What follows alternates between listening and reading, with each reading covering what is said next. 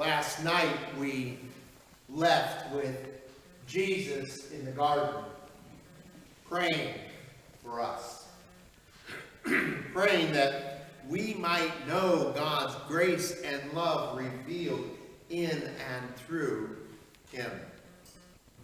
And that freed from the powers that held us back, we would be emboldened to go forth sharing the good news God's grace and love offer. Some of us symbolically join him in prayer throughout the night during our vigil in the chapel, where the reserved sacrament we are using tonight rested among the garden of flowers that adorned our altar. We also joined Jesus in another prayer, a prayer that, like him, we would have the strength to complete the tasks before us. Our task, while not as daunting as his, is to represent him and his church, and to carry on his work of reconciliation in the world. In those times when we feel that what we are asked to do is more than we can bear, all we need to do is remember what he did for us. I believe this is one reason we hear the story of the Passion each Holy Week.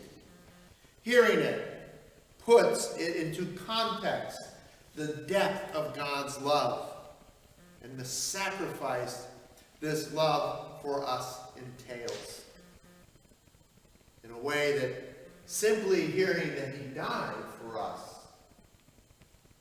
does not do. In John chapter 15, Jesus says, "There is no greater love than to lay down one's life for one's friends." We've all heard stories of people who have made such an ultimate sacrifice. Soldiers who throw themselves on a grenade to spare their buddies. Security guards stepping in the front of the person they're protecting to take a bullet so that the one they protect does not. And someone who is hit and killed by a car as they push someone else to safety.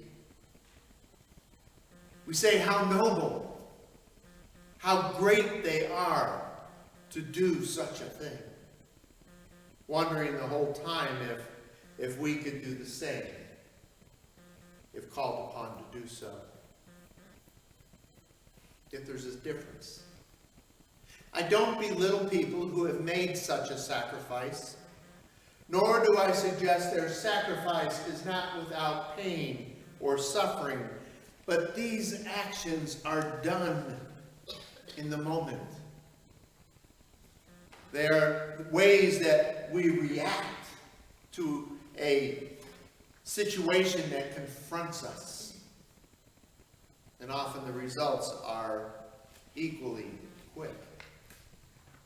The Passion reminds us that what happens to Jesus on our behalf was anything but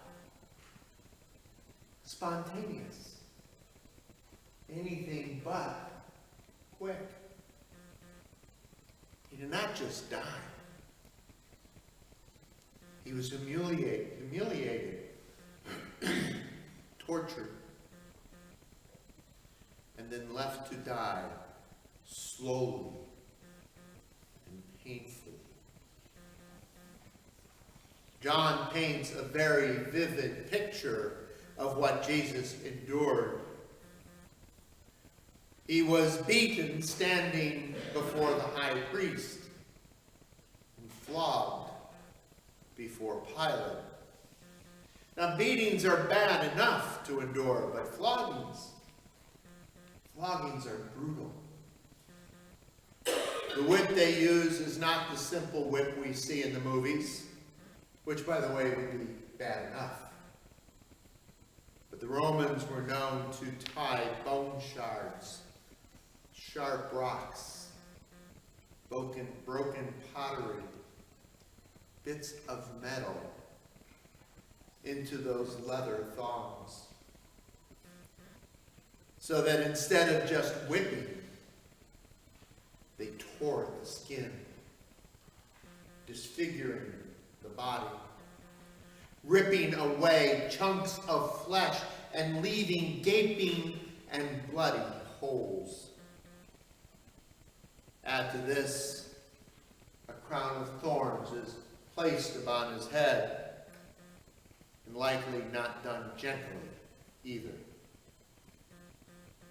He was spit upon, and he was beaten and whipped even more before being forced in his weakened state to carry a heavy crossbar that would later be hoisted upon a pole.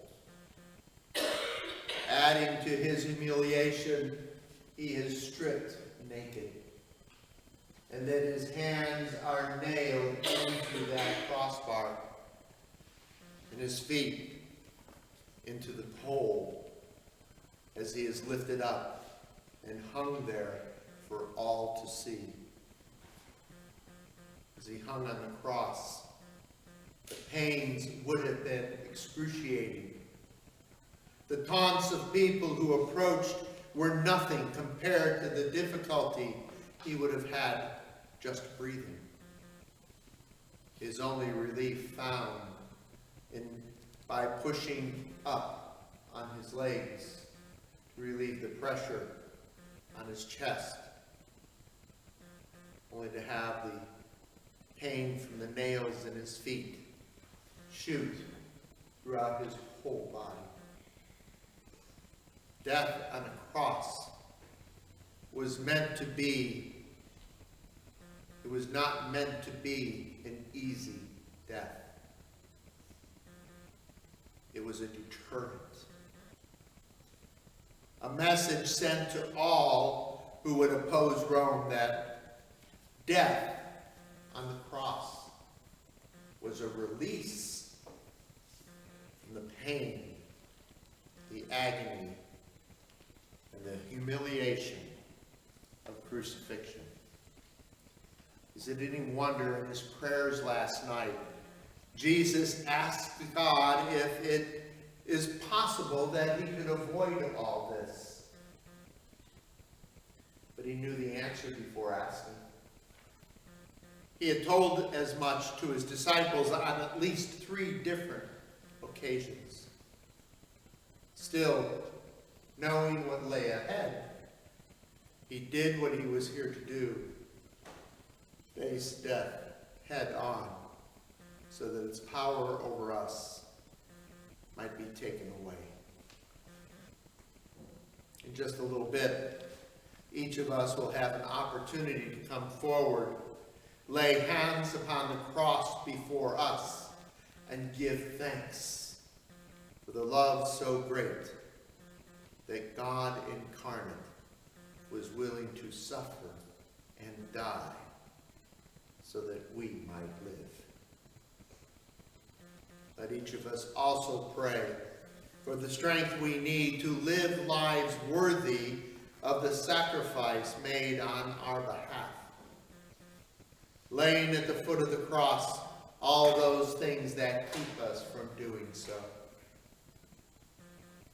While in doing this we may feel remorse, maybe even guilt, that he should endure all this on our behalf.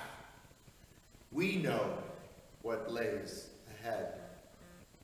We know death is not final. Death is not the end, but another event in our life with Christ. One that brings us into the presence of God, where the full extent of God's love and grace are revealed.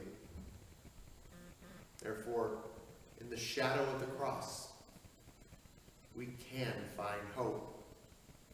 Hope that not only sustains, but also strengthens us to go forth sharing the good news of God's love made known.